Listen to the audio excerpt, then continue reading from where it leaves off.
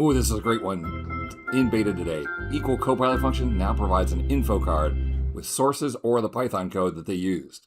Let's try out a brand new feature in Microsoft Excel Insiders right now.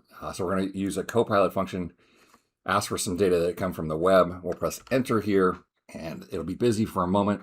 And there's our list of states, largest city in each state, and the population of that state. Now, if I click away and I click back in, we get this new little floating on-grid UI. AI-generated content may be incorrect, but then if I go to the I, it gives me the links to where that web data came from.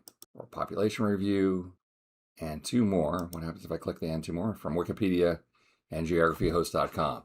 This is great. We've been asking for transparency. Where are you getting this data from? And now this brand new thing that's just rolling out today to Insiders Beta provides that transparency.